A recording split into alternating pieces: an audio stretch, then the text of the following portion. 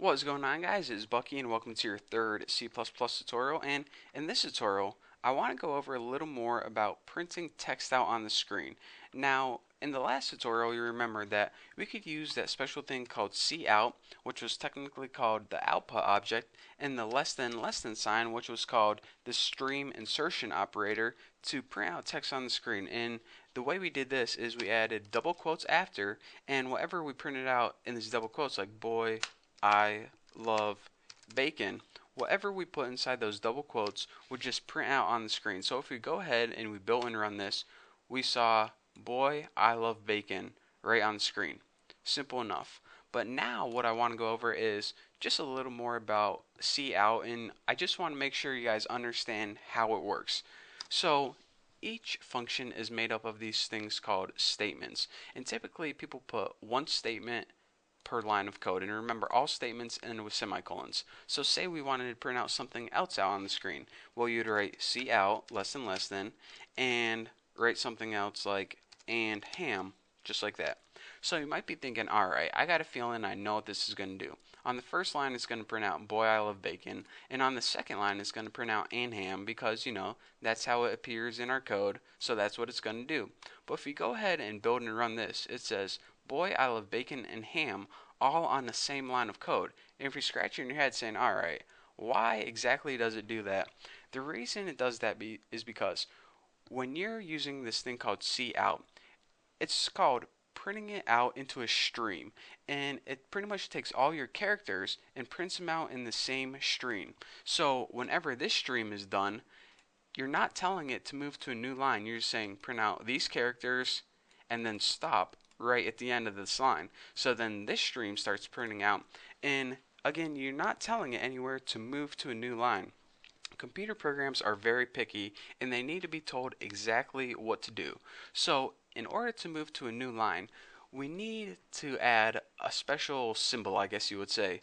And the symbol is this. First of all, you need to add another stream insertion operator, and you can go ahead and write ENDL. What this means is end line. And now when we go ahead and build and run it, check what happens. It runs boy I love bacon, and then it runs end line. And before, your stream insertion operator would be right here, but now since you said end line, it go ahead and it ends this line and it moves it to a next line. So basically all you have to remember is anytime you want to move to a new line, use the character endl, which is code word for end line. Now if you're saying, alright, that's easy enough to remember, so let me go ahead and show you something that might be even easier for you. Inside your quotation marks, if you go ahead and add \n, this is basically the same as adding a new line. \n is the code, I guess that all is code for go to a new line. So now it's going to say boy I love bacon, and then it's going to come across this thing called \n. It's going to say, hold on, what is this \n? Oh, I know what it is. It's the symbol to move to a new line. So this is basically just an alternative way to move to new lines. The only difference is when NL, you needed to add another insertion operator and then write NL right there. With a new line, you write it inside the quotation marks because it gets interpreted in a different kind of way. So let's go ahead and build and run this and just verify that, yep, boy I love bacon, new line, and ham. So again, like I said, whenever you want to print text out on a new line, you have to be very specific with C++ and tell it exactly what to do. And you can do this either using the NL or the new line that goes inside the quotation marks. So aside from this, you might be thinking, alright, so I printed this out and I got this on the next line, but what if I wanted a blank line in between these two? Well, all you would have to do is write new line, and then when you go ahead and you build and run this, it will say, alright, boy I love bacon, new line, and then it printed out and ham. Simple enough. Pretty cool, huh? And I guess one other thing I can show you is if you go ahead and do cout insertion operator, you can do things like this.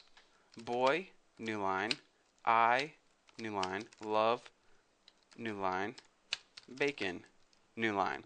So, you're not only limited to, one new line per statement. You can have multiple new lines in a single statement.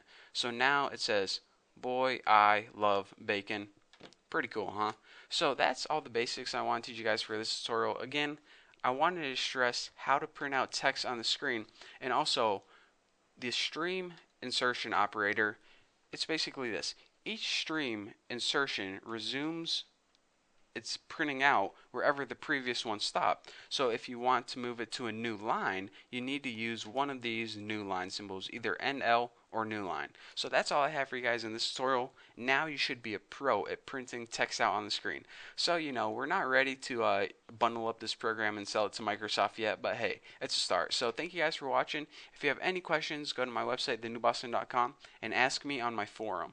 So thank you guys for watching, and I guess I'll see you in the next video.